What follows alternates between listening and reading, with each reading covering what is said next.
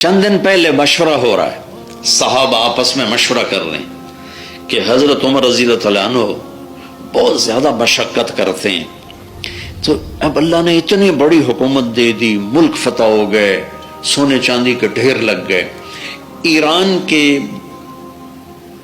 بادشاہ خسرو پرویز کا تخت جو مدینے میں لایا گیا 170 ہاتھ لمبا تھا اور 110 ہاتھ چوڑا تھا، اور اس پر 53 من سونا لگا ہوا تھا اور 1200 من چاندی لگی ہوئی تھی۔ یہ مدینے پہنچایا گیا ہے، اور کسرا کے محل کے 100 خزانے سارے سمٹ کے مدینہ پہنچائے گئے ہیں۔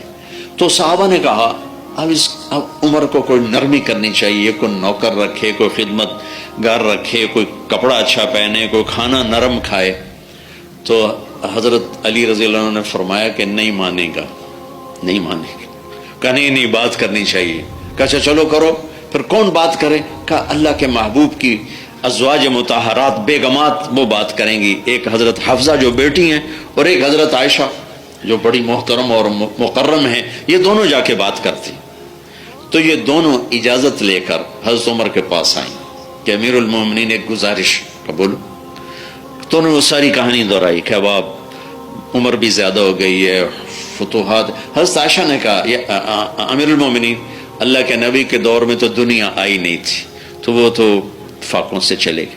میرے باپ نے حکومت کی، دنیا نہیں آئی تھی، جنگوں میں گزر گئی، وہ بھی چلے گئے۔ اب تو اللہ نے ملک فتح کرا دی، اب تو آپ تھوڑا سا چینج کریں، کوئی اپنے آپ کو نرمی پر لائیں۔ تو ایک دم چہرے کا رنگ سرخ ہو گیا، کہنے لگے تمہیں کس نے یہ رائے دے کر بھیجا؟ تو انہوں نے کہا پہلے آپ بتائیں تو صحیح کہ آپ کی ہاں ہے یا نہ ہے۔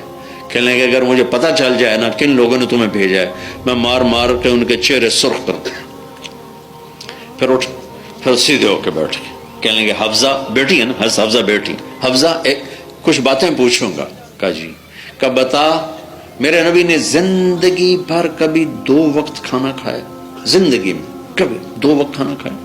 تو گھر کی ہے، صبح کھایا تو شام کھایا؟ کہ جی نہیں۔ اچھا شام کھایا تو صبح کھایا؟ کہ جی نہیں۔ زندگی میں 2 وقت کبھی کھانا نہیں کھایا، صبح کھایا شام چھوڑ دیا، موجود بھی ہے تو چھوڑ دیا، شام کھایا تو صبح چھوڑ دیا، موجود بھی ہے تو چھوڑ دیا، ٹھیک ہے کہ جی اللہم نعم، جی ٹھیک۔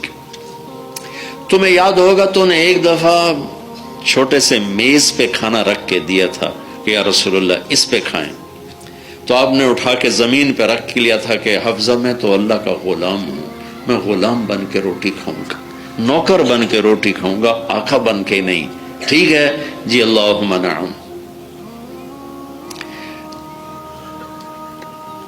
تیرے گھر میں میرے نبی کا بستر جو تھا ایک ٹاٹ تھا جو دن کو پھیلا دیتی تھی تو، اور رات کو دوہرا کر کے بچھاتی تھی۔ ایک رات تو نے اس کی 2 کی بجائے 4 تہ لگائی، یاد ہے کہ جی؟ کہ صبح اللہ کے نبی نے کیا فرمایا تھا کہ حفصہ میرا بستر تبدیل کر دیا؟ کہ نہیں یا رسول اللہ وہی ہے، صرف دوہرے کی بجائے چوہرا کر دیا۔ کہ نہیں حفصہ اسے ویسا ہی کر دے جیسا یہ پہلے تھا، میں رات کو اٹھتا ہوں اللہ سے بات کرتا ہوں، اس کی نرمی نے مجھے اٹھنے میں ذرا مشقت میں ڈال دیا، اسے ویسا ہی بچھا دے جیسا پہلے تھا، ٹھیک ہے؟ کہا جی ٹھیک ہے۔ کہ اللہ کے نبی کے کتنے جوڑے تھے تیرے گھر میں؟ کہا جی ایک ہی جوڑا تھا، ایک ہی جوڑا تھا۔ کہ اسے خود دھوتے تھے، بیویوں سے نہیں دھلواتے تھے۔ کتنی عورتیں ذلیل ہوتی ہیں، تو میرے کپڑے نہیں دیتے، تو میں نے چاہ نہیں دیتی۔ کریں عورتیں خدمت کریں، لیکن یہ ذلت و بس عجب زمانہ ہے۔ ہاں، اور تمہیں یاد ہے بلال آتے یا رسول اللہ نماز کا وقت ہو گیا ہے، تو آپ فرماتے بلال میرے تو کپڑے خشک نہیں ہوئے، کپڑے خشک ہوں گے تو آ کے نماز پڑھاؤں گا۔ تو نماز لیٹ ہو جاتی تھی کہ میرے نبی کے پاس دوسرا جوڑا نہیں ہوتا تھا۔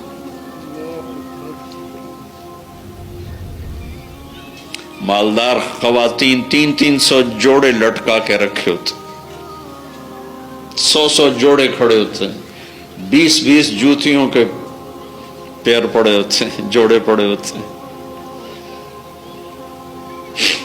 याद है? कहा जी याद। कहा अच्छा हाफजा आयशा, जिन्होंने भेजा है उन्हें कहना कि 3 साथी सफर पे चले थे, एक चला और मंजिल पे पहुंचा, फिर दूसरा उसी के कदम कदम चला और मंजिल पे पहुंचा, अब तीसरा रास्ते में।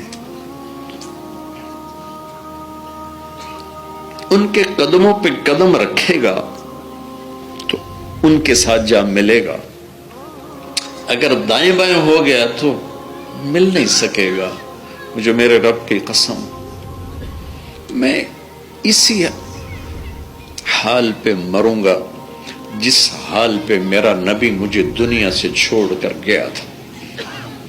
जैसा उमर छोड़ के गया था वैसा ही उमर लेके पहुंचूंगा अपने नबी के पास।